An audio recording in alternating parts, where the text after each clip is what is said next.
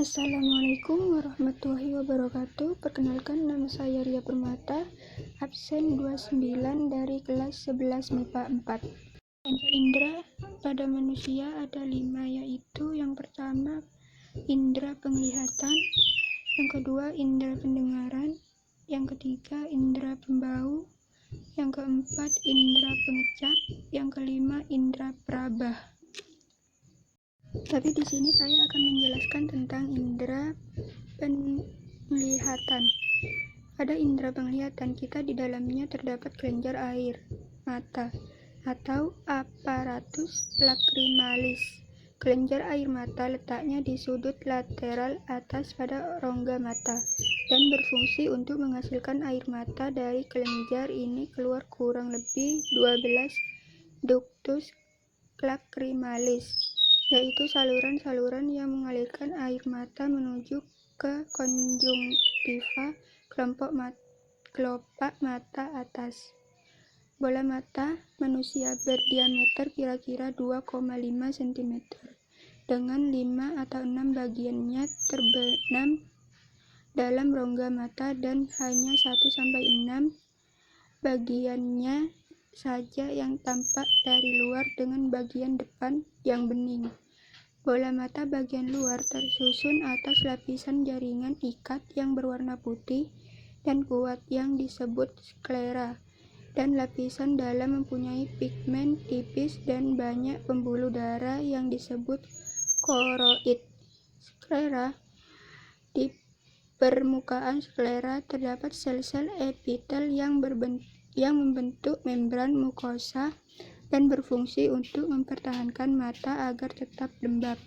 Pada bagian depan sklera terdapat selaput yang transparan atau tembus cahaya yang disebut kornea dan berfungsi untuk memfokuskan cahaya yang masuk ke dalam mata.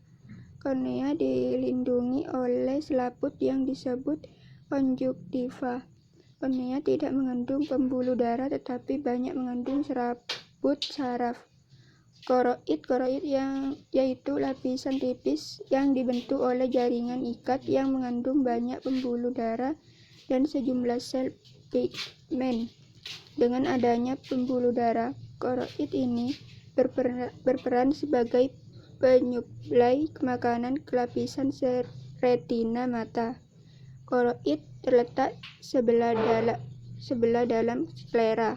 Bagian belakang lapisan mata ini ditembus oleh saraf optik atau saraf otak 2. Iris merupakan selaput yang menggantung di antara lensa dan kornea. Iris dikenal sebagai selaput pelangi dan berperan mengatur banyak sedikitnya cahaya yang masuk ke dalam bola mata. Pengaturan ini berlangsung di luar kesadaran kita atau otonom. Lubang bulat di tengah iris disebut pupil. Di dalamnya terdapat otot dilator pupil yang berfungsi untuk memperkecil diameter pupil. Iris banyak mengandung pembuluh darah dan pigmen. Jumlah pigmen adalah menentukan warna mata. Bila tidak ada pigmen maka mata kita akan berwarna merah. Jika ada sedikit pigmen maka mata kita akan berwarna biru. Jika jumlah pigmennya bertambah maka mata kita akan berwarna abu-abu, coklat, atau hitam. Retina merupakan lapisan terdalam dari bola mata. Retina terdiri dari 3 lapisan neuron, yaitu yang pertama lapisan sel batang dan sel kerucut, yang kedua lapisan neuron bipolar, yang ketiga lapisan neuron ganglion. Sel batang dan sel kerucut merupakan reseptor yang sensitif terhadap cahaya. Sel batang digunakan untuk melihat pada cahaya remang-remang atau cahaya redup atau melihat bayangan. Sedangkan sel kerucut digunakan untuk melihat pada cahaya terang atau warna. Sel kerucut banyak terdapat pada foveae centralis, yaitu suatu lekukan pada bintik kuning atau macula luteus yang terletak tepat pada sumbu penglihatan mata. Impuls sel batang dan sel kerucut akan menjalar melalui sinaps ke neuron bipolar, kemudian ke neuron ganglion. Akson dari neuron ganglion akan membentuk seberkas saraf, yaitu saraf otak 2 yang akan menembus koroid dan sklera optikus. Sklera optikus tidak mengandung sel batang maupun sel kerucut, sehingga apabila tidak ada cahaya yang jatuh pada sklera optikus, maka mata kita tidak dapat melihat apa-apa.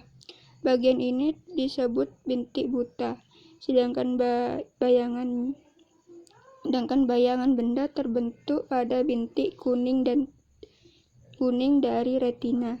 Lensa mata terletak di belakang pupil dan iris berbentuk cembung, bersifat transparan, serta dikelilingi oleh jaringan yang mengikatnya. Lensa mata terdiri atas lapisan serat protein. Apabila lensa mata menjadi keruh, maka akan mengganggu penglihatan. Ini disebut katarak. Lensa mata membagi mata menjadi dua ruangan, yaitu ruangan antara kornea dengan lensa atau ruang muka, dan ruang belakang lensa atau ruang belakang. Kedua ruang tersebut berisi cairan kental dan transparan seperti jeli. Ruang muka berisi aqueous humor yang berfungsi menjaga bola mata serta memberi nutrisi untuk kornea dan lensa, sedang ruang belakang berisi vitreous humor yang berfungsi untuk menyokong struktur lensa dan bola mata.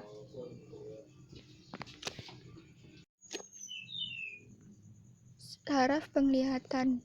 Bagaimana hal tersebut dapat terjadi? Saat Anda berada di luar ruangan atau terdapat cahaya matahari, sel kerucut melakukan tugasnya menyampaikan bayangan ke otak. Sementara itu, pigmen-pigmen rhodopsin dalam sel batang akan terurai sehingga sel batang tidak dapat bekerja dengan baik.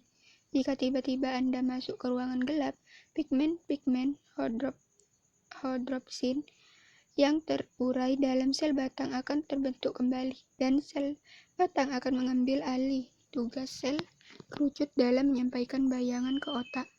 Terbentuknya pigmen-pigmen rhodopsin itu berlangsung secara bertahap. Hal ini menyebabkan seseorang tidak dapat segera melihat dengan jelas saat memasuki ruang gelap. Lama waktu yang diperlukan untuk proses pembentukan rhodopsin disebut waktu adaptasi rhodopsin. Selain mengandung sel batang, retina juga mengandung sel kerucut atau sel konus. Sel ini mengandung iodopsin. Fungsi sel konus untuk menerima rangsang warna merah, biru, dan hijau. Setiap satu sel kerucut mengandung satu di antara ketiga pigmen. Apabila retina mata hanya memiliki satu pigmen atau sel kerucut satu maka akan mengalami buta warna. Orang yang hanya memiliki dua macam sel kerucut disebut dikromat. Sementara itu, yang hanya memiliki satu macam sel kerucut disebut monokromat. Pada monokromat, warna yang dilihat oleh mata hanya hitam dan putih, serta bayangan kelabu. Seluruh bagian retina terdapat sel-sel batang maupun sel kerucut, kecuali tempat saraf mata berada. Daerah tempat saraf mata ini sangat kecil, hingga menyerupai sebuah titik saja. Titik kecil ini disebut bintik buta. Kemampuan lensa memfokuskan bayangan pada retina berbeda-beda. Berikut ini adalah gambar lensa saat memfokuskan bayangan tersebut. Selain harus ada cahaya, syarat agar mata dapat melihat dengan baik yaitu mata harus dalam keadaan normal. Mata normal atau emetropi, yaitu mata yang dapat berakomodasi dengan baik. Titik terjauh atau puntum remotum berada pada jarak sejauh-jauhnya.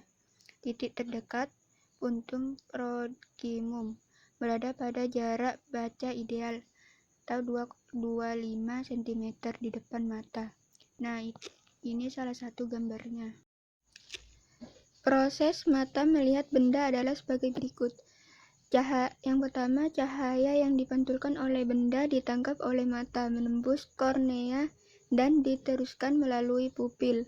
Yang kedua, intensitas cahaya yang telah diatur oleh pupil diteruskan menembus lensa mata. Yang ketiga, daya akomodasi pada lensa mata mengatur cahaya supaya jatuh tepat di bintik kuning. Yang keempat, pada bintik kuning cahaya diterima oleh sel kerucut dan sel batang, kemudian disampaikan ke otak. Yang kelima, cahaya yang disampaikan ke otak akan diterjemahkan oleh otak sehingga kita bisa mengetahui apa yang kita lihat. Nah, itulah yang bisa saya sampaikan. Kurang lebihnya mohon maaf. Wassalamualaikum warahmatullahi wabarakatuh.